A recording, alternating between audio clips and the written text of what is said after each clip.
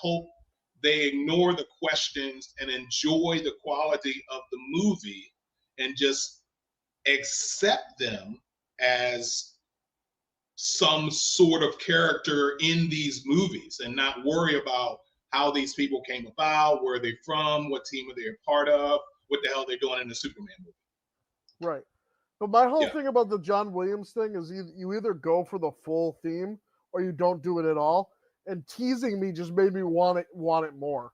And it just every time I heard it, I was like, okay, and then, all right, and then it just. But you know what, Remy? I love this country because I get to disagree. Right. Oh yeah. You know, I love when people disagree with me. It makes for a more interesting conversation. So where I started was get Superman out of your brain. Everything's new, everything's fresh, everything you've never seen before in a Superman movie, let's say. And I really wanted more creativity, especially on the music. And yes, I did hear snippets of what you're saying with John Williams. I got really, really pissed off when I heard an electric guitar. Okay, fine. You want to play some John Williams music in there? Don't bastardize it. Okay, right, you know, right. That's all I'm saying. That's all I'm saying. It's a tease. I get it, but good God, come in low, under the radar, sweet, massage the hell out of my ears, make love to me. No. I'm scratching my eyes out in the theater, right? So I'm a big soundtrack guy, whether it's Saturday morning cartoon theme songs. I know theme songs for every freaking, from Gilligan's Island to, you know, Petticoat Junction to whatever. I'm big on soundtracks. John Williams is one of my favorite. John Barry is one of my favorite. Bernard Herrmann is one of my favorite. You do hear a little bit of Hans Zimmer's Superman in this. I heard it. I'm like, oh, James is stealing from Hans. I heard a little bit about that. But overall, I like the soundtrack. It's not. Oh, I like the soundtrack too. I'm gonna definitely buy it when it comes out. It's gonna be like number one on my list. Yeah, it's like I said, I have minor gripes with this movie. It's like very nitpicky stuff. You know, it didn't affect my overall enjoyment of the movie. It's just something like it was one of the things that stuck out for me when I walked out of the theater. Yeah.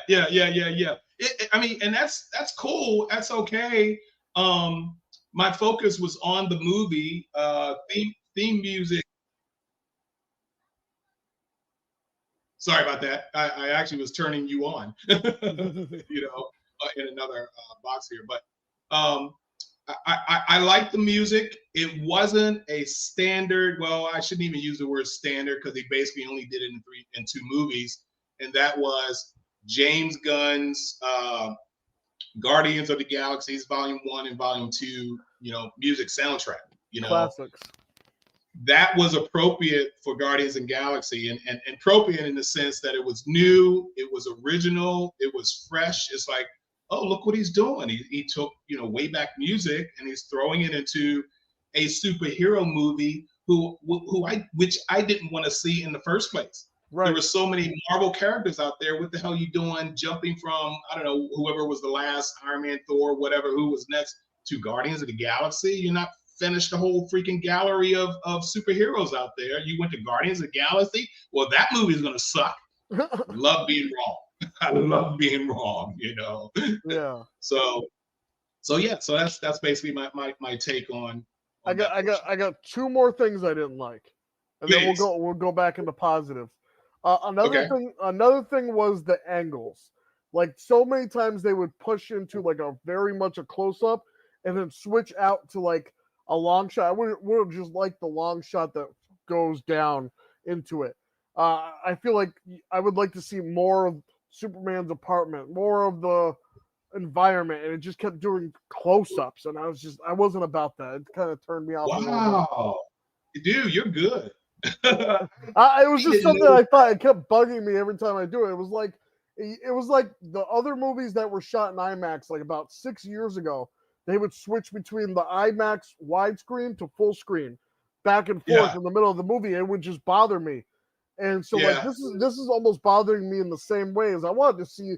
This is a Superman movie. I wanted to see the environment. I want to see everything in Clark Kent's apartment. I want to see him walking down, and just they did too many close-ups, and that's just kind of a James Gunn style. He likes that close-up and then the long shot. It's just in Star Trek they complained about lens flare. In this one you're complaining, and that didn't hit me at all. I didn't realize that, but you did remind me of another negative. Okay, and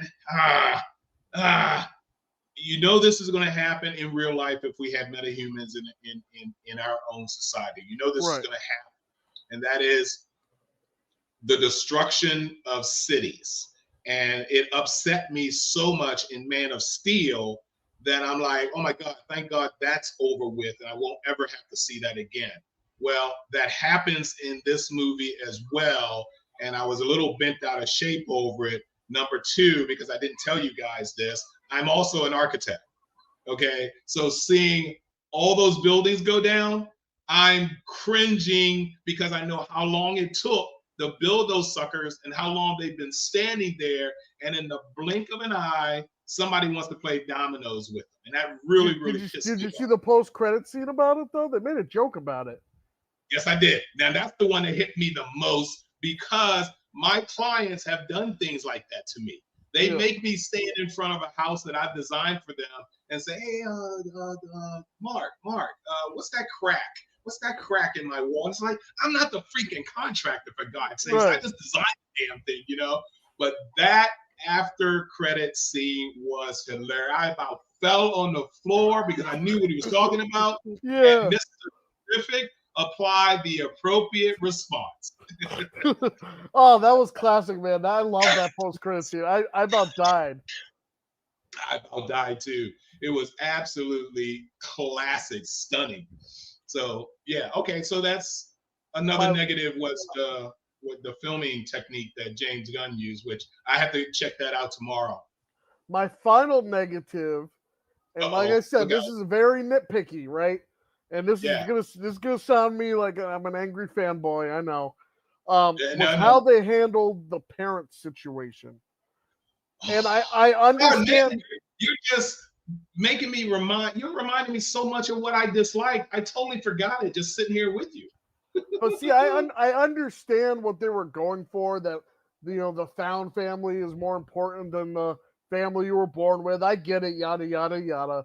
But what upset me was the whole movie I'm going, well, man, they're gonna switch and be like, no, that's not really what they meant, right?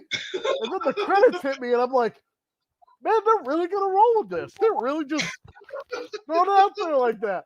And like, I know there's a bunch of different interpretations of their parents, and if you like the original story, you can always go back to the original movie or Man of Steel and all that. I get it. It's just like it threw me for such a loop that I was just like, what? Like they're gonna change it back, right? Like Remy. Let's talk about the Kents. Okay. All right. Number one, we have to remember this was not a natural birth. So nothing the parents had did Clark end up with. Right. Because it's like day and night, black and blue, is whatever you want to call it. And yet, even though Clark from a baby was raised to the age that he is in Superman, which I think they quoted at 30. Mm-hmm. Yeah, he was in his 30s. Something like that. It's like, where the hell's Clark's accent? you listen to the Clark, you listen to the Kents, and they talk like they're from West Virginia. And I'm like, I like that, because that reminds me of my family down south. I got a family from Texas, and when I go visit them, like they sound like that. It made me feel home. And I was like, this probably might be the first time that the Kents sound like they straight from the country, Yeah, but parentally, you as a infant, as a child, is going to pick up your parents' speech and mannerism as you grow old. Right. It's non-existent in Clark, period. Nothing. But the Kents, and I mean, they're like Humpty Dumpty. They're the two unkent like parents of any Superman, even the animation,